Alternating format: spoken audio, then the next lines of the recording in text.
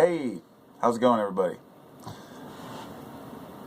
I'll start this video again. I just started and then I started it over, and I'll probably have to start it now. I'm not going to start it over again.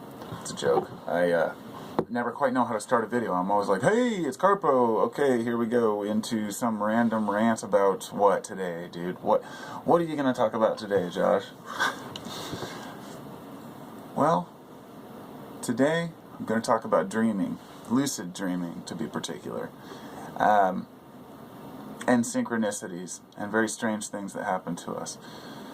Now, I'm very interested in the metaphysical side of life. And many years ago, let's see, when was it? It's about a decade ago, I guess, is when I really got into metaphysical stuff.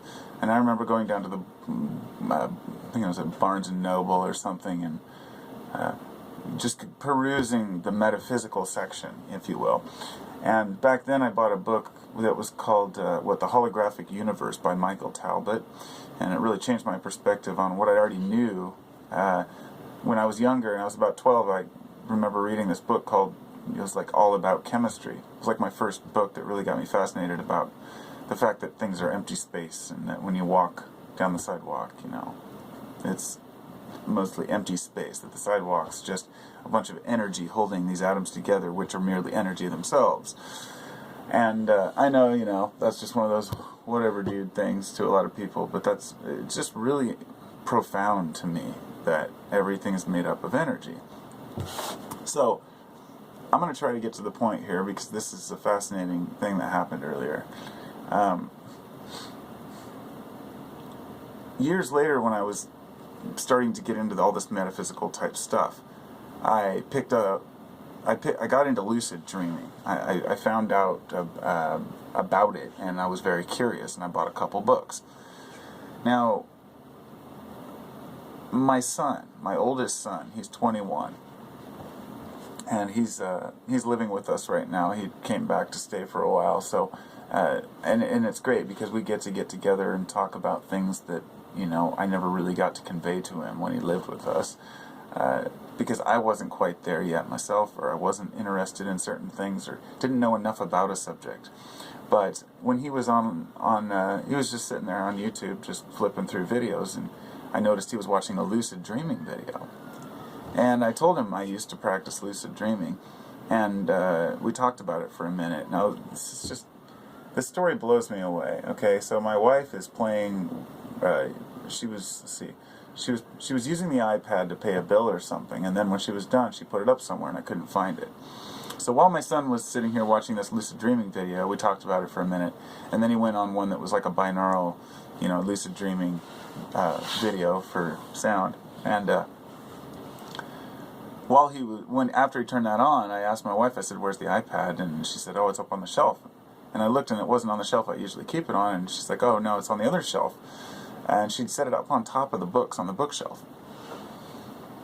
So when I pulled it out, after I'd already pulled it out, like the edge of it caught on a book. The rubber part of the iPad caught on a book, and the book just fell down and just toppled down. And I knew what book it was right away, even before I lifted it up.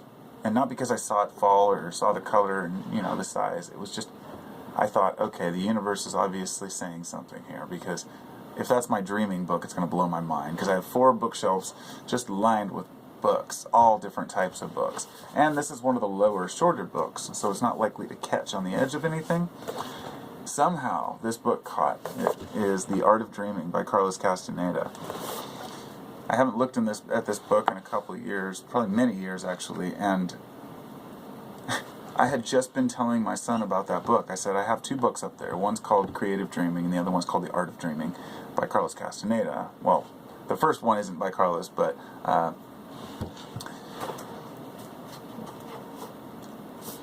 it just blew my mind, because my son was the one who was interested in the lucid dreaming. My wife was the one who put the iPad up on the shelf, and I was the one who pulled it down and pulled the book out. So, whereas sometimes it's a psychological thing that one person could do to themselves, when so many people are involved in something, the placement of the iPad, how it was removed, all these different things, it's one of those points where I have to share, because I say, you know, anybody could easily dismiss it and discount it as being just coincidence. And my belief in life is that there is no such thing as coincidence. So, obviously this book was meant to come out, and I just guess I wanted to just share that synchronicity with everybody, because I found it awesome.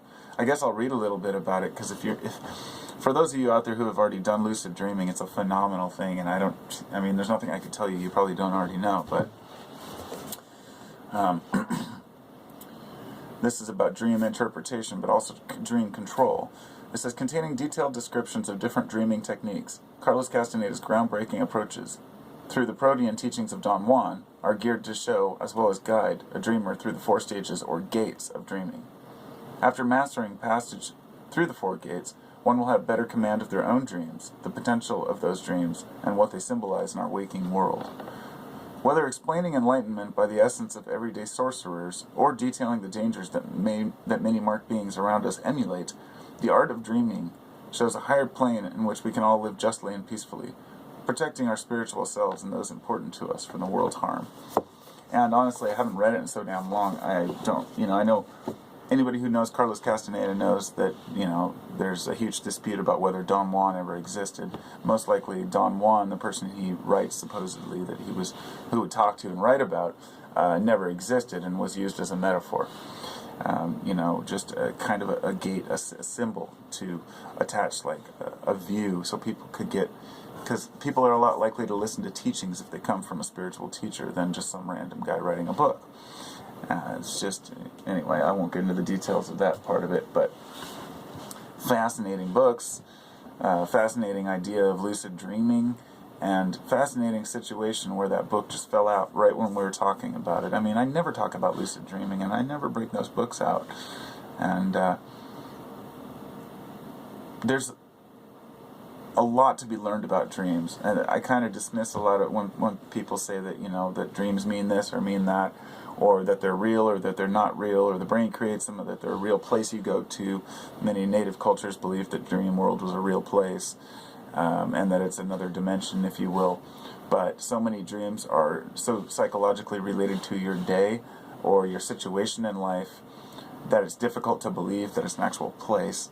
I would like to say it's more of a metaphorical place within your own mind that you go to. And I won't get in, I can't sit here and say that you're not really astral traveling or people can't really go out of body, because I've heard too many stories where people's consciousness can somehow leave their body. And the question is whether or not that's what dreaming is too, or if it's just your mind going into just sleep.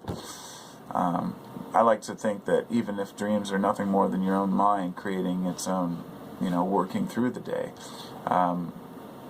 that in itself is a fascinating thing.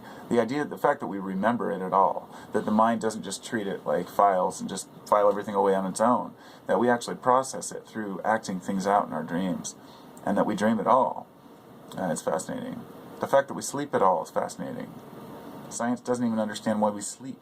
I mean, there are tons of theories saying, well, it helps the brain repair, or the body repairs its muscles, or, just because we go with the day and the night, but nobody's quite sure.